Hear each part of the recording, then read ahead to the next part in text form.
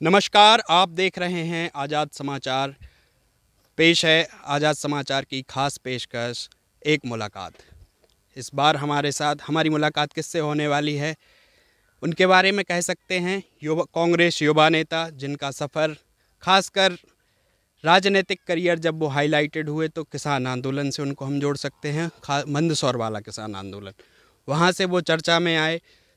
Congress party के शीर्ष नेतृत्व की उन पर नज़र पड़ी और उनका सफ़र ये चलता रहा तमाम सियासी गलियारों से होते हुए, और वो बाद में 2018 के विधानसभा प्रत्याशी भी बने। तो हमारे साथ हैं गौरव पटेल जी। आइए उनसे एक मुलाकात में उनसे रूबरू होंगे, जानेंगे उनके करियर के बारे में और आगे उनकी क्या पथरिया विधानसभा और दमोह जिला में क्या भूमिकाएं होने वाली हैं। आप सबसे पहले आपका बहुत बहुत स्वागत है। आप हमारी एक कार्यक्रम से हमसे जुड़े। जी, बहुत-बहुत धन्यवाद आज़ाद समाचार की पूरी टीम को। बहुत शानदार हम देखते रहते हैं कि आपका चैनल जो है ग्राउंड लेवल की काफ़ी जो जनता की समस्याएँ हैं उनको पर्दे पर लाता है और शासन प्रशासन से लेकर नेताओं और ऊपर तक वो समस्याएँ पहुँचती हैं और निराकरण भी होता है। इसलिए गौरव जी, हमारा एक जो कार्यक्रम का मकसद होता है, नेता और दर्शकों को हम ये बताना चाहेंगे कि नेताओं के बारे में लोग जानते हैं जब वो चेहरा बन जाते हैं।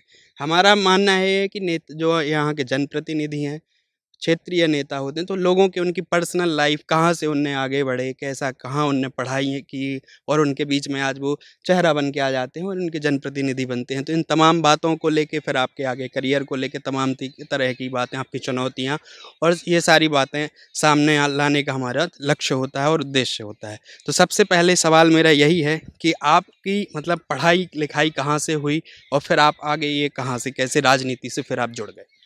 देखिए, पहले शुरुआत में मैंने पहले 1 आध साल गाँव पे ही प्राइमरी स्कूल में स्टडी की। उसके बाद मैं बुआ के पास सिलवानी है वहाँ की है। फिर उसके बाद मेन जो पढ़ाई है अधिकतर दमोह में ही स्कूल लेवल की मिडिल क्लास के ऊपर की जो कक्षाएँ हैं या कॉलेज है या लॉ भी जो हमने किया तो दमोह से ही मेनली हमारा हुआ। फिर उसके बाद बीच में इंदौर जाना हुआ 3-4 वर्ष के लिए कॉम्पिटिशन एग्ज़ाम की तैयारी कर रहे थे। और मेनली फिर उसके बाद आके यहाँ दमोह आके शिफ्ट हुए और यहाँ लॉ कॉलेज से दमोह से लॉ किया है। फिर आपने ये कब सोचा कि बस अब कंपटीशन एग्ज़ाम बस अब बस बहुत हो गया और अब ये करियर हम चुनते हैं राजनीतिक करियर? देखिए हमारा परिवार जो है शुरू से मतलब जो है ग्रामीण परिवेश में रहा है और जो छोटे-छोटे यहाँ की समस्याएँ हैं, वो पिताजी हैं, दादाजी हैं, सभी लोगों ने उठाने का ज़िम्मा लिया था। और राजनीति मुझे लगा कि उनके पिताजी के जाने के बाद ये बहुत अच्छा माध्यम है जनसेवा करने का। तो इस उनके बाद ही उनके जाने के बाद ही मैंने इस लाइन को तय किया और उसके बाद ही चुना। दोस्तों, ये इनका सफ़र मैंने आपको बताया था कि 2017 के मंदसौर किसान आंदोलन से ये हाइलाइटेड हुए थे। हालाँकि उससे पहले भी ये बहुत राजनीतिक के क्षेत्र में एक्टिव रहे हैं। इनकी धर्मपत्नी जी जनपद अध्यक्ष हैं, अभी भी हैं। उससे पहले वो मंडी बोर्ड में भी रही हैं और तमाम तरीके से ये पूरी तरीके से सक्रिय रहे हैं। तो गौरव जी, अपन सवाल मेरा ये है अब आपसे कि आप जब यहाँ दमोह के क्षेत्र में आपने तमाम और पथरिया के क्षेत्र में तमाम जिम्मेदारियाँ निभाई हुई हैं, वर्तमान में आपकी धर्मपत्नी जनपद अध्यक्ष हैं, तो आपकी जो क्षेत्रीय समस्याएं हैं उनको लेके आप कैसे हाईलाइटेड करेंगे और कहाँ पे आप काम करना चाहेंगे कि ये क्षेत्र में काम होना चाहिए? देखिए, अभी किसानों से जुड़ा हुआ हमारा पूरा क्षेत्र है। दमोह ज़िले की बात करें तो किसान आधारित ही यहाँ पे मुख्य रूप से ज़्यादा कोई बिज़नेस है नहीं बड़ा कोई। तो किसानों की समस्याएँ उठाने में और उनके साथ जुड़ने में, उनको निराकरण कराने में बहुत अनुभूति अच्छी होती है अंतरात्मा से। तो जो किसानों की समस्या है सबसे ज़्यादा उन पर ही फ़ोकस रहेगा हमारा। उसके बाद जो गरीब मज़दूर हैं जिनका पलायन हमारे बाहर जिनको काम करने के लिए जाना पड़ता है। फिर उसके बाद जो हमारे युवा साथी, अभी अगर आप देखेंगे तो वर्तमान में कोई भी ऐसा उद्योग धंधा दमोह में नहीं है कि हमारे लगभग अगर एक एवरेज करें तो 8 से 10 फ़ोन पर डे जो हमारे युवा साथी हैं उनके आ जाते हैं। हमारे दमोह ज़िले के लोगों ने बड़ी शिक्षाएँ ग्रहण कर ली हैं। इंदौर, भोपाल जाकर लोग यहाँ वापस आ गए हैं, लेकिन काम धंधा कुछ नहीं है, तो वो भटक रहे हैं। और खेती जो है वो एक लाभ का धंधा तो नहीं कहा जा सकता, तो खेती में मतलब उतना प्रॉफिट नहीं हो पाता है कि एक परिवार अच्छे से चल सके। तो कुछ युवाओं के लिए रोजगार के लिए, मजदूरों के पलायन रोकने के लिए उनकी व्यवस्थाएं, और साथ ही जो किसान हैं उन पर मेन फोकस रहेगा कि कैसे उनकी आर्थिक स्थिति सुधरे और हमारा दमोह जिले एक अग्रणी भूमिका में आए। इसके लिए आप अभी खासकर पथरिया क्षेत्र से आप नेतृत्व करता एक हिसाब से रहे हैं। पथरिया क्षेत्र में आपकी मजबूती के साथ आपने काम किया है। तो अभी आपने मतलब ऐसे कुछ काम जो हमें बताएँ जो आपने किए हों, और तमाम तरीके की कुछ चीज़ें ऐसी हैं, फिर हम आपको कुछ पॉइंट आउट नोट्स कराना चाहेंगे कि यहाँ-यहाँ व्यवस्थाएँ अभी गड़बड़ हैं। तो आपके पहले तो आप हमें ये बताएँ कि आपने क्या ऐसा किया है जो आप नोट कराना चाहेंगे? देखिए, सबसे ज़्यादा जो मेन फ़ोकस रहा है लगभग 5-7 साल हम लोगों का इस विषय में हो गया है, नर्मदा जी से सुनार और कोपरा जो मुख्य नदियाँ हैं हमारी, इनको लिंक कराने के लिए। क्योंकि नर्मदा का एक प्रोजेक्ट है जो राष्ट्रीय स्तर पर एक करार हुआ है कि 2022 तक अगर नर्मदा से जो प्रोजेक्ट हैं वो चालू हो जाएँगे तो वो चालू माने जाएँगे। बाकी आगे नया प्रोजेक्ट उस पर नहीं बन सकता, क्योंकि जिस प्रदेश से होकर नर्मदा गुजरती हैं, तो वो ये मान लिया जाएगा कि इस मध्य प्रदेश की आपूर्ति हो गई है और 2022 के बाद उस पे नया प्रोजेक्ट लॉन्च नहीं कर सकते। तो इसमें अगर हमारे क्षेत्र में इन नदियों को लिंक अप कर दिया जाता है, तो ये छोटी-छोटी नदी हैं, बरसात में के 1-2 महीने बाद ही इनमें पानी रहता है, उसके बाद सूख जाती हैं। जब तक हमें तीसरी फसल नहीं मिलेगी, पेयजल व्यवस्था अच्छी नहीं रहेगी, तब तक हमारा जो किसान है वो आर्थिक रूप से समृद्ध नहीं बनेगा। सबसे ज़्यादा मेन फ़ोकस हमारा यही है कि कैसे भी करके, कैसे भी प्रयास से यहाँ पानी की व्यवस्थाएँ अच्छी हो जाएँ। अगर नर्मदा नदी को लिंक अप कर दिया जाता है तो लंबे एरिया में बड़ा फ़ायदा होने वाला है। मैं उसको अपन ब्यार माँ से भी जोड़ सकते हैं, और सुनार और कोपरा तो फ़ोकस है ही। तो आपके विरोधी दल बीजेपी के जो नेता होते हैं, वो नेता हैं, उनका कहना ये है कि दमोह जिले की में जो पानी की समस्या उसके लिए वो पूरी तरीके से काम कर रहे हैं। उनने तमाम तरीके के प्रोजेक्ट हम लोगों को गिनाए कि जैसे सीतानगर परियोजना है, और एक यहाँ पे पंचम नगर बांध है, और तमाम तरह की उनकी लगभग 2000 करोड़ की योजनाओं के बारे में बात की जाती है। तो फिर इसमें आपकी क्या भूमिका है? आप क्या कर रहे हैं क्षेत्र में? आपके बारे में कहा जाता है कि वो सिर्फ़ क्षेत्र एक मतलब इनएक्टिव नेता हैं, जो पब्लिक के बीच में मौजूद नहीं है, और अपने आप को किसान नेता कहते हैं। नहीं, देखिए, जो पंचम नगर की बात करें तो ये तो बहुत पुराना बहुआयामी प्रोजेक्ट कांग्रेस ने ही इसको शुरू किया था। बीजेपी ने इसको बहुत संकुचित कर दिया है। हमारा जो क्षेत्र है इस तरफ तो उसका आ ही नहीं रहा है, जबकि चाहते तो उसको अगर और बड़ा उस पे परियोजना लाई जा सकती थी जिसमें पूरे दमोह ज़िले को फ़ायदा होता। और सीतानगर मतलब इसमें आगे और विस्तृत हो सकता है। लेकिन ये जो प्रोजेक्ट हैं वो कहीं न कहीं कांग्रेस की गवर्नमेंट के टाइम से ही ये सपना था, और धीरे-धीरे अब जाके उनका मूर्त रूप निकला है, लेकिन वो है संकुचित रूप में निकला है। वो अगर उसको चाहें तो अपने और बड़े स्तर पर उसको किया जा सकता है और विस्तृत योजना बनाई जा सकती है उसकी। और जो आपको मैंने बताया कि नर्मदा से अगर अपन उसको लिंक अप कर देते हैं तो ये इसका जल संसाधन विभाग द्वारा सर्वे भी किया जा चुका है। अभी हमने एक बार मतलब 2 बार इसको विधानसभा में भी विधायक जी के माध्यम से लगवाया था, लेकिन वहाँ शिवराज सिंह जी ने एक झूठा वो पत्र उनको दे दिया कि इसमें ना कोई सर्वे हुआ है, ना कोई इसका कार्य चल रहा है, जबकि मेरे पास पूरे लिखित प्रमाण हैं। उसका सर्वे भी हो चुका है, उसकी प्रोजेक्ट लागत भी बन चुकी है, कैसे पानी आएगा ये सब हमारे पास है। लेकिन शिवराज सिंह ने उनको पत्र भेज दिया था वो विधायक को कि यहाँ इसका कोई सर्वे नहीं हुआ है। ऐसी तो बीजेपी की योजना है कि जो आप अगर उनको लग रहा है कि इससे दमोह ज़िले को फ़ायदा होगा तो विधानसभा के पटल पर मुख्यमंत्री जैसा नेता झूठ बोलने को तैयार है, क्योंकि नर्मदा विकास प्राधिकरण के अध्यक्ष वही हैं अभी। हाँ, मतलब आप ये कह रहे हैं कि मुख्यमंत्री जी की इच्छा शक्ति कमज़ोर है, मतलब, और क्योंकि विधायक यहाँ से कांग्रेस से हैं जी, इसलिए। जी, बिल्कुल इच्छा शक्ति क्या, बिल्कुल इतनी सारी घोषणाएँ हैं उनकी मेडिकल कॉलेज को लेकर हैं, और बहुत सारी घोषणाएँ हमारे पास में एक मंडपेश्वर धाम है, वहाँ पे उन्होंने तालाब की घोषणा करी थी जिससे कोपरा नदी में जल स्तर बढ़ सकता है, उसको जीवित किया जा सकता है।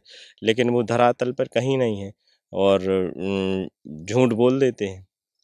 अच्छा, मतलब मुख्यमंत्री जी गौरव जी का कहना है, मुख्यमंत्री जी आप झूठ बोल रहे हैं, और कमलनाथ जी भी इस तरीके के आरोप लगाते रहते हैं।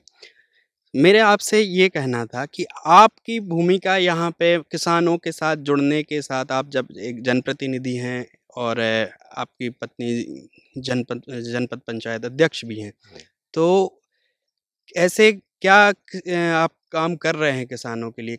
कई जगह रोड खराब हैं, ठीक है, अभी हाल में ही कल एक ऑर्डर जारी हुआ है कि किसान अपने वो बिना परमिशन के, आपको उनको परमिशन लेनी पड़ेगी, तब तक वो ज़मीनी या भूमिगत जल का उपयोग नहीं कर सकते। तो फिर आपकी यहाँ पे भूमिका क्या आ रही है कि आप उन किसानों के लिए कुछ कर रहे हैं, और या सामान्य जन के लिए आप क्या कर रहे हैं? देखिए, ये बड़ा कुठाराघात प्रशासन का होता है कि एक तरफ तो आप सूखा घोषित की हम लोगों ने कई बार मांग की, तो दमोह ज़िले को सूखा घोषित नहीं कर रहे हैं। दूसरी तरफ आप कह रहे हैं कि बारिश पर्याप्त नहीं हुई इस बार, इसलिए भूमिगत जल का उपयोग नहीं अपन कर सकते, वाटर लेवल काफ़ी डाउन हो चुका है। तो वाटर लेवल बढ़ाने के लिए जब तक आप कोई प्रयास नहीं करेंगे, तब तक कैसे, जैसे हमारे बुंदेलखंड पैकेज में माननीय राहुल गांधी जी ने दम दिया था, तो उसका भाजपा नेताओं द्वारा छोटी ठेकेदारी में बंदरबांट करके उसके प्रोजेक्ट का कुछ पता ही नहीं चला, जबकि उसको मेन फोकस यही था कि यहाँ के लोग आर्थिक रूप से जो गरीब तबका है, अंतिम पंक्ति में खड़ा हुआ व्यक्ति है, उसको आर्थिक रूप से मजबूती कैसे मिले, कैसे हमारे जल के स्रोत हैं जो उनको संरक्षित किया जा सके और वाटर लेवल इंक्रीज हो। लेकिन धरातल पर उन्होंने पूरा जो है भ्रष्टाचारी की भेंट चढ़ गया बुंदेलखंड पैकेज। कई ऐसे बांध थे जो बह गए, बरसात ही में बह गए, लेकिन कई बार शिकायत करने के बावजूद भी कि अधिकारियों पर जूं नहीं रेंगती है। अब आप वाटर लेवल बढ़ाने के लिए कोई काम नहीं कर रहे, सूखा घोषित करने को तैयार नहीं हो, दूसरी तरफ उसके अपोजिट एक आदेश निकाल देते हैं कि किसान बोर नहीं कर सकता।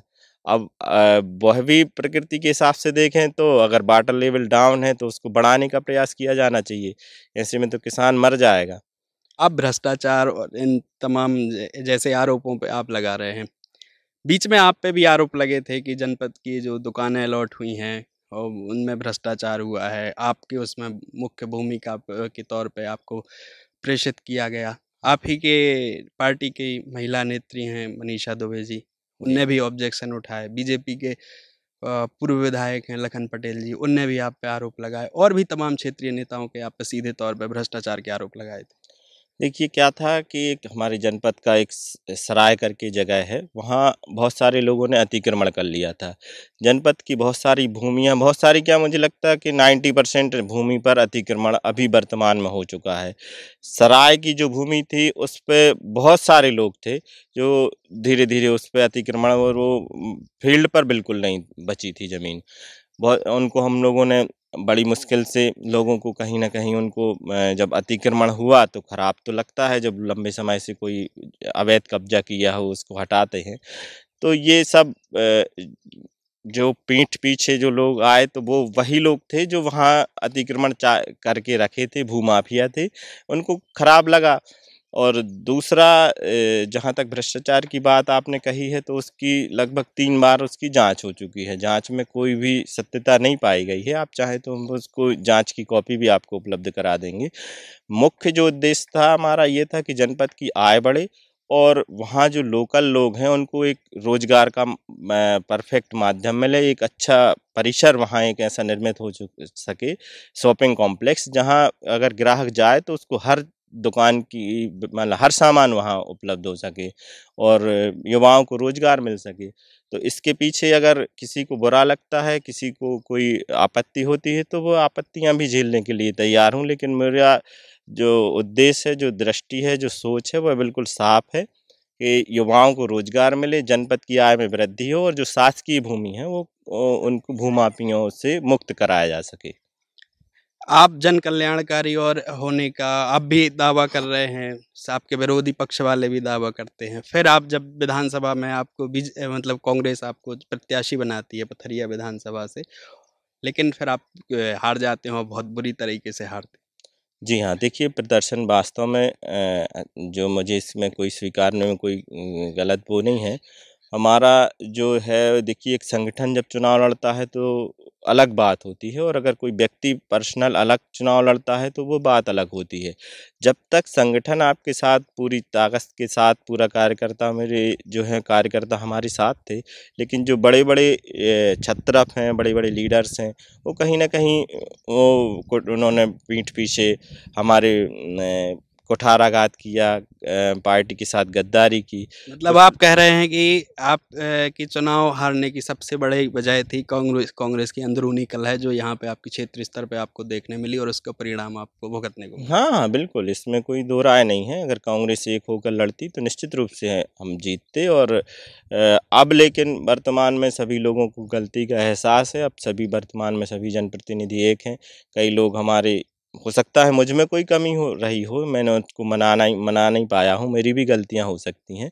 हम लोगों ने उस गलतियों को सुधारा है, पुनः इसे विचार किया है, बैठक की है, और इस बात पे सहमति बनाई है कि अब पुरानी गलतियों को दोहराने की अपेक्षा नया अध्याय लिखेंगे, कांग्रेस को जिताने का प्रयास करेंगे। कोई भी उम्मीदवार इस बार पार्टी से होगा, सभी लोग तन-मन से लगेंगे। ये अभी अभी तक की प्लानिंग है, आगे भले ही कुछ डिस्टर्बेंस हो जाए, जब तक पार्टी पूरी एक होके एक-एक कार्यकर्ता नहीं लड़ेगा, तब तक उसके आत्मसम्मान को नहीं बचाया जा सकता, और क्षेत्र का विकास कहीं न कहीं बहुत दूर में चला जाएगा, और क्षेत्र जो ऑलरेडी हमारा पथरिया विधानसभा विकास की राह पर दौड़ नहीं पा रहा है, और अगर कोई गलत डिसीजन अगर आता है तो फिर निश्चित रूप से और पीछे चले जाएंगे हम लोग। मतलब आपकी 23 की तैयारी आपकी है। हाँ है, 23 की तैयारी है, हम लोग दावा तो करेंगे ही, फिर जो पार्टी अपना सर्वे में अगर हमें उचित पाती है तो निश्चित रूप से चुनाव लड़ेंगे, और जिसको भी अगर हमारे सर्वे में अगर किसी और का भी नाम आता है तो उसके साथ भी हम लोग तन मन से खड़े हैं। मतलब अगर एक पार्टी दूसरे किसी को प्रत्याशी बनाती है और उसमें अगर जैसे मान लीजिए आपके साथी हैं राव ब्रजेन जी, अगर उनका नंबर आता है तो फिर आप समर्थन में रहेंगे, या फिर आप जैसे कांग्रेस जब असंगठित दिखी थी फिर उस समय हाल कांग्रेस का फिर वही होने वाला है। देखिए हमारा मुख्य उद्देश्य है माननीय कमलनाथ जी के हाथों में बागडोर पहुँचे इस प्रदेश की। विधानसभा में कोई भी हो, चाहे हमारा एक विरोधी हो, चाहे दुश्मन हो, चाहे मित्र हो, कोई भी हो, कहीं न कहीं अगर वो विधानसभा यहाँ से कांग्रेस जीती है तो माननीय कमलनाथ जी कहीं न कहीं मजबूत होंगे। जो प्रदेश की आवश्यकता है, किसानों की जो ऋण माफ़ी के लिए उन्होंने प्रोजेक्ट चलाए थे, जो उन्होंने खाद्य वस्तुओं के खिलाफ, जो भूमाफियाओं के खिलाफ जैसी उनकी सोच थी, प्रदेश के विकास के लिए हम लोग, ज़िले के विकास के लिए, हर चीज़ के लिए तैयार हैं। कोई भी प्रत्याशी हो, राव बृजेंद्र सिंह भी वो प्रत्याशी हो सकते हैं, अच्छे लीडर हैं, वो अगर वो बनेंगे तो हम पूरी तन मन धन से साथ में हैं उनके। यहाँ दमोह और पथरिया के जनप्रतिनिधियों के, चाहे वो पक्ष के हों चाहे विपक्ष के हों, हम जब लोगों से मुलाकात होती है, उनके क्षेत्र में हम जाते हैं, तो हम लोगों की एक चीज़ निकल के आई, कई रिमोट एरिया वाले जो गांव थे उनके यहाँ सड़कें नहीं हैं। और जब हम लोगों ने पता किया तो मंडी बोर्ड की चीज़ें उसमें सामने आई हैं। ऐसे 1-2 गाँव हैं, उसमें एक तरावली है, आप ही के अधिकार क्षेत्र में है वो। तो उन लोगों से जब हमने बात की तो वो कहते हैं कि जनप्रतिनिधि को जब चुनाव में जाते हैं, तब तो वो हमारे पास आ जाते हैं। फिर वो तमाम तरीके के वादे करते हैं और फिर उसके बाद हमें भूल जाते हैं। हाँ, ये समस्याएँ तो आपने बिल्कुल सही बताया, जो मंडी बोर्ड की सड़कें हैं काफ़ी ख़राब स्थिति में पहुँच चुकी हैं, क्योंकि उनका मेंटेनेंस का पावर उनके पास नहीं है। एजेंसी भले उन्होंने उस समय वन टाइम फंड दे के उनको बना दिया है, लेकिन सरकार की और जनप्रतिनिधियों की ये गलती रही है कि उसको कहीं पीडब्ल्यूडी या प्रधानमंत्री रोड ग्राम सड़क योजना में उसको ट्रांसफ़र करना था, ताकि उनका पर्याप्त मेंटेनेंस हो सके। यही तो दूरदृष्टि अगर अपनी किसी भी जनप्रतिनिधि की हो, तो ये अगर काम अपन एक बार करते हैं तो उसको ये साथ में ये भी कंप्लाइन करना चाहिए कि ये इसका मेंटेनेंस कैसे होगा आगे। तुरंत की समस्या सिर्फ हल करना हमारा, उसका स्थायी समाधान देना चाहिए। तो इसके विषय में भी कई बार पत्राचार के माध्यम से बात रखी जा चुकी है, शासन प्रशासन को कई बार लेटर लिख चुके हैं। अब हम चाह रहे हैं कि अगर अब इसके बाद भी अगर उनकी आँखें नहीं खुलती तो सड़कों के लिए भी हम लोग आंदोलन करेंगे। रोजगारी और इन तमाम चीज़ों को अगर लेके बात करें, खासकर दमोह जिला में, तो हमारे यहाँ पे सीमेंट प्लांट भी हैं। लेकिन उन सीमेंट्स प्लांट में हम लोगों ने कई जगह ऐसी शिकायतें आई हैं, देखने मिला है कि जो क्षेत्रीय स्तर पर रोज़गार की बात होती है, तो वहाँ उन चीज़ों का अभाव दिखाई देता है, उन क्षेत्रीय लोगों को रोज़गार नहीं मिल पा रहा वहाँ पे। और दूसरी चीज़ पलायन बहुत ज़्यादा हो रहा है इस वजह से। तो आप या आपकी पार्टी आगे चल के अगर आप सत्ता में आते हैं, तो क्या ऐसा होने वाला है कि दमोह ज़िले के युवाओं को और यहाँ के जो बेरोज़गारी जो की समस्या है बहुत बड़ी, तो वो समाधान उसका हो सके? देखिए, बहुत शानदार क्वेश्चन आपने किया है, मन की बात मेरी बोली पूछी है आपने। जो यहाँ जो उद्योग धंधा लगे हैं, तो वो सिर्फ़ कागज़ों पर बताते हैं, या जब वो उनको प्लांट किया जाता है तभी उनको बताते हैं कि हम यहाँ के क्षेत्र में रोज़गार वो होगा, पैदा होगा, यहाँ को बाहर नहीं जाना पड़ेगा। लेकिन वस्तु स्थिति अगर अपन देखें, आज मेरी अभी 1 महीने पहले ही एक मीटिंग हुई है माईसेम के अधिकारियों के साथ, तो उनका कहना था कि वह जो मज़दूर लेवल के लोग हैं, वो अधिकतर अपने यहाँ के रखते हैं। बाकी जो थोड़ा-सा ऊँचे स्तर के अधिकारी वर्ग की अगर अपन बात करें, तो कहीं न कहीं वो बाहर से ही अरेंज करते हैं।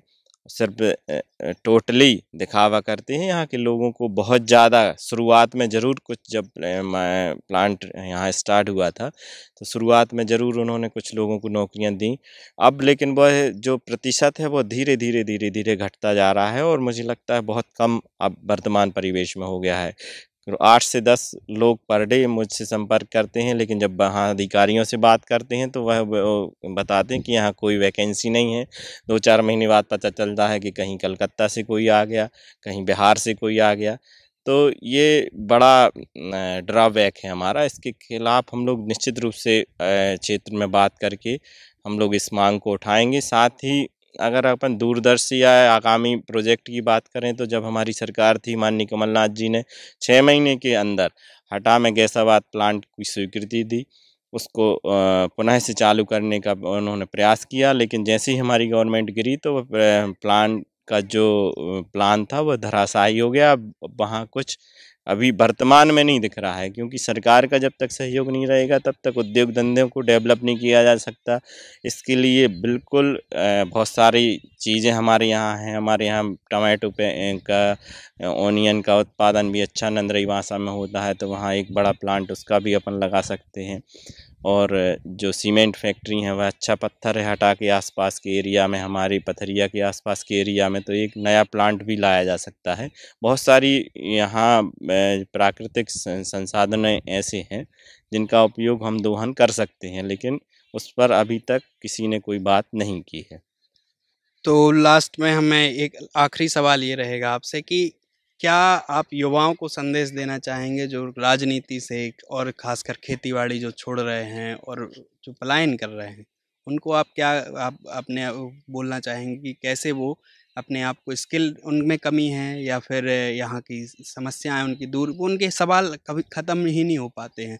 वो पीड़ित होते हैं, कभी रिज़र्वेशन की समस्याओं में फँस जाते हैं, उनकी परीक्षाओं के रिज़ल्ट रुक जाते हैं।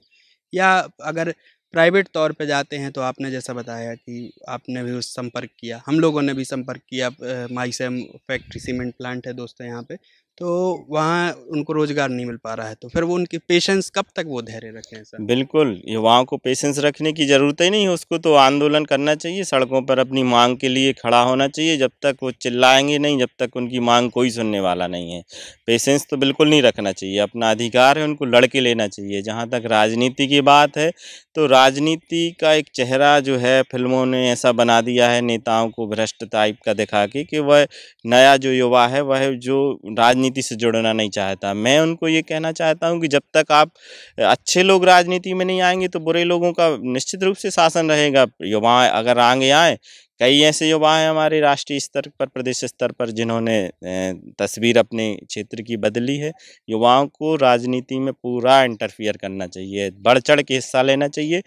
राजनीति के माध्यम से ही आप प्रशासन को पर दबाव बना सकते हैं, शासन पर दबाव बना सकते हैं, और विभिन्न योजनाओं को आगे ला सकते हैं। ये बहुत अच्छा माध्यम होता है समाज सेवा का।